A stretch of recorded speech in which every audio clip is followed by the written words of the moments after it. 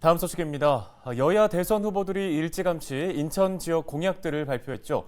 지역 수건들을 바탕으로 한 만큼 여야 후보들의 주요 공약들이 상당수 겹치는데요. 여야 대선 후보들의 인천 지역 공통 공약을 살펴보겠습니다. 네, 이 소식을 취재하고 있는 이재필 기자를 화상으로 연결해 보겠습니다. 자, 이 기자 먼저 철도망 얘기부터 해보겠습니다. GTX DY자 노선 추진을 지금 여야 대선 후보들이 모두 공약하고 있는 거죠? 네, 맞습니다. 지난해 발표된 4차 국가철도망 구축 계획에는 GTX-D가 김포에서 출발해 인천 검단과 계양을 거쳐 부천 종합운동장으로 연결되는 것으로 확정됐죠. 이후 서울과의 연결을 요구하는 지역 주민들의 요청에 따라 GTX-B 선로를 활용해 부천에서 용산까지 연결하는 방안이 추가됐고요. 하지만 인천시와 지역 주민들은 당초 GTX-D-Y자 노선을 요구해 왔습니다. 인천시에서 희망했던 GTX-D-Y자 노선은 먼저 김포와 검단 신도시 그리고 계양을 잇는 한 개 노선과 영종 국제도시와 청라 국제도시, 작전을 잇는 한 개 노선이 부천 종합운동장에서 만나 구로와 강남을 거쳐 하남으로 연결되는 구성입니다. 세워놓고 보면 Y자 모양이 되는 거죠. 지난 2020년 10월 인천시에서 발표했던 GTX-D 관련 사전 타당성 용역 조사에서 두 개 노선을 같이 추진했을 때 경제성 분석, PC값이 1.03으로 나온 바 있습니다. 이 PC값이 1을 넘어야 사업을 추진할 경제성이 타당하다고 보는 건데요. 당시 예상 사업비는 10조 원이었습니다. 하지만 당시 정부는 사업비 등의 문제로 Y노선 대신 김포에서 부천만을 연결하는 것으로 GTX-D 노선을 확정 지었습니다. 이게 현재까지의 진행 상황인데 여야 대선 후보들은 당시 인천시의 요구안이었던 GTX-D-Y자 노선 추진을 지역의 대표 공약으로 내세웠습니다. 네, 알겠습니다. 다음 공약으로 좀 넘어가 보겠습니다. 경인선과 경인고속도로 지하화, 이것도 지금 공통 공약인 거죠?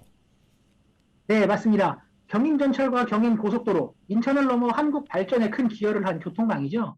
단 지역을 양분해 성장을 막아온 걸림돌이기도 했습니다. 경인전철과 경인고속도로 지하화는 지역의 오랜 수건 중 하나인데요. 최근 조금씩이지만 진전을 보이고 있습니다. 먼저 경인전철의 경우 막대한 사업비가 문제였는데요. 최근 부동산 가격이 상승하면서 상부 구간 개발 수익으로 지하화를 진행할 수 있다는 분석입니다. 여야 대선 후보들 역시 이 부분을 해법으로 제시하고 있는데요. 실제로 지난 2021년 나온 인천연구원의 연구 자료를 살펴보면 경인선 지하화에 필요한 사업비는 일반 열차 하나만 오가는 복선의 경우 약 3조 4,900억 원, 급행과 일반 열차가 오가는 북복선의 경우 약 4조 7,300억 원인데요. 경인선 상부 구간의 예상 개발 이익은 약 3조 2,600억 원으로 복선으로 진행했을 경우의 사업비와 비슷합니다. 충분히 실현 가능성이 있다는 이야기이고요. 특히 최근 인천과 부천 그리고 서울 지역 국회의원들을 중심으로 경인선 지하화를 위한 특별법 제정 논의도 이뤄지고 있는 상황입니다. 네, 경인고속도로 지하화도 현재 속도를 내고 있는 거죠? 네, 맞습니다. 최근 국토부에서 발표한 제2차 고속도로 건설 계획에 경인고속도로 지하화가 포함됐는데요.